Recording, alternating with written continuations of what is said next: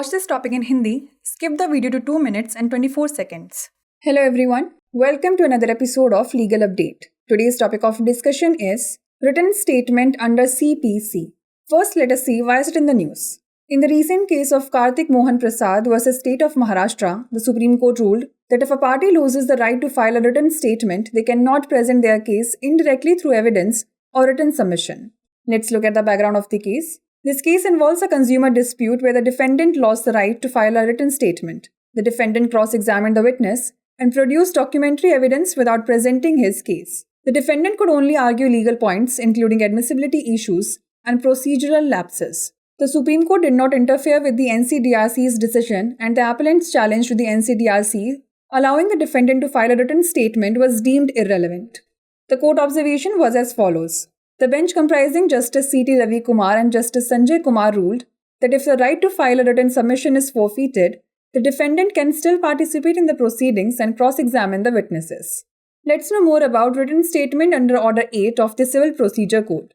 A written statement, according to Order 8 of the Code of Civil Procedure, is the formal response submitted by the defendant in reply to the plaint filed by the plaintiff. It outlines the defendant's defenses, admissions, and denials regarding the claims made in the plaint. It states that the defendant shall, within 30 days from the date of service of summons on him, present a written statement of his defense. These provisions ensure that the written statement thoroughly addresses the plaintiff's claims and clearly presents the defendant's case. Let's now discuss a case law related to it. Nanda Dulal Pradhan versus Dibakar Pradhan 2022. The Supreme Court noted that once an ex parte decree is set aside, the defendants are allowed to participate in the suit proceedings and cross-examine the witnesses. Before we wrap up, here's the question for you. Which one of the following orders of the Code of Civil Procedure talks about written statement?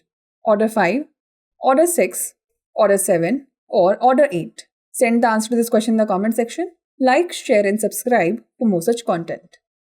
नमस्कार, legal update programme में आपका स्वागत है। आज हमारी चर्चा का विषय है सीपीसी के तहत लिखित बयान। सबसे पहले जान लेते हैं यह चर्चा में क्यों है। कार्तिक मोहन प्रसाद बना महाराष्ट्र राज्य के हालिया मामले में सर्वोच्च न्यायालय ने फैसला सुनाया है कि यदि कोई पक्ष लिखित बयान दर्ज करने का अधिकार खो देता है तो वे साक्ष्य या लिखित प्रस्तुति के माध्यम से अप्रत्यक्ष रूप से अपना मामला प्रस्तुत नहीं कर सकते। चलिए जान लेते हैं मामले की पृष्ठभूमि। यह मामला एक उपभोक्ता विवाद से जुड़ा है जिसमें प्रतिवादी ने लिखित बयान दर्ज करने का अधिकार खो दिया है। प्रतिवादी ने गवाह से पूछताछ की और अपना मामला प्रस्तुत किए बिना ही दस्तावेजी साक्ष्य प्रस्तुत किए। प्रतिवादी केवल कानूनी बिंदुओं पर ही बहस कर सकता था जिसमें स्वीकार्यता के मुद्दे और प्रक्रियागत खामियां शामिल थीं। सर्वोच्च न्यायालय ने राष्ट्रीय उपभोक्ता विवाद निवारण आयोग के फैसले में हस्तक्षेप नहीं किया और एनसीडीआरसी द्वारा प्रतिवादी को लिखित बयान दर्ज करने की अनुमति देने के खिलाफ अपीलकर्ता की चुनौती को अप्रासंगिक माना गया। न्यायालय के अवलोकन की बात करें तो न्यायमूर्ति सीटी रवि कुमार और न्यायमूर्ति संजय कुमार की पीठ ने फैसला सुनाया कि यदि लिखित दलील दाखिल करने का अधिकार छीन लिया जाता है तो भी प्रतिवादी कार्यवाही में भाग ले सकता है और गवाहों से पूछताछ कर सकता है। आइए जान लेते हैं सिविल प्रक्रिया संहिता के आदेश 8 के अंतर्गत लिखित बयान के बारे में। सिविल प्रक्रिया संहिता के आदेश 8 के अनुसार लिखित बयान वादी द्वारा दायर शिकायत के जवाब में प्रतिवादी द्वारा प्रस्तुत औपचारिक प्रतिक्रिया है। इसमें वाद में किए गए दावों के संबंध में प्रतिवादी के बचाव, स्वीकारोक्ति और खंडन का विवरण होता है।